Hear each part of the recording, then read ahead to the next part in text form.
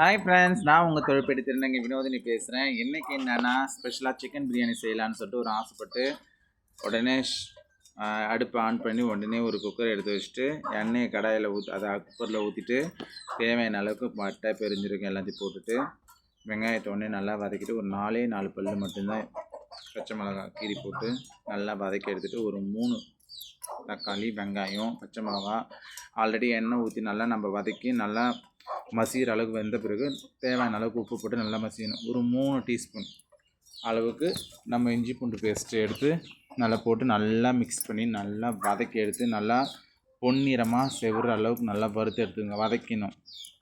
வதக்கிட்டு உடனே நம்ம என்ன பண்ண போகிறோன்னா தேவையான அளவுக்கு அந்த அதாவது தனி மிளகாத்தூள், ஜீரகத்தூள், ரவ்வோண்டு கரம் மசாலா, அப்புறம் பிரியாணி மசாலா இந்த 4 போட்டு மஞ்சள் தூள் இதெல்லாம் போட்டு நல்லா மிக்ஸ் பண்ணி நல்லா வதக்கி எடுத்துகிட்டு கொஞ்சம் நல்லா மனம் வாசனை லேசாக வர்ற அளவுக்கு இருக்கும்போது சிக்கன் எடுத்து போட்டுக்க வேண்டாம்.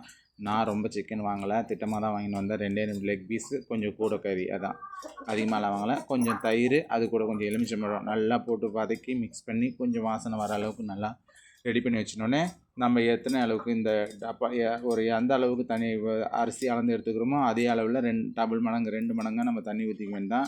ஆனால் நான் பாஸ்மதி ரைஸ் எடுத்தனால அதில் வந்து 2 கப்பு எடுத்துக்கினேன். நான் 3.5 கப்பு மட்டும்தான் அதில் தண்ணி ஊற்றிக்கினேன். ஏன்னா பாஸ்மதி ரைஸ் ரொம்ப குழகுன்னு போய்டுன்றதுக்காக திட்டமாக தான் எடுத்துக்கினேன். உடனே நல்லா ஆல்ரெடி நான் வந்து அரிசி எடுத்து நல்லா ஊற வச்சிக்கினேன்.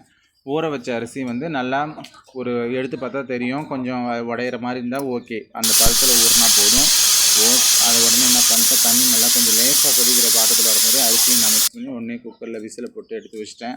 ஓகே, பாருங்க எவ்வளோ சூப்பராக வெந்து போயிடுச்சு. சூப்பராக இருக்குது பிரியாணி. இன்றைக்கி ஸ்பெஷல் என்ன, ஏன்னா நெய், முந்திரி பருப்பு எல்லாம் போட்டுட்டு வாசனைக்காக ரொம்ப புதினா கொத்தமல்லி போட்டேன். ஓகே ஃப்ரெண்ட்ஸ், இன்றைக்கி இந்த பிரியாணி இது பிடிச்சிருந்தால் லைக் பண்ணுங்கள், ஷேர் பண்ணுங்கள்.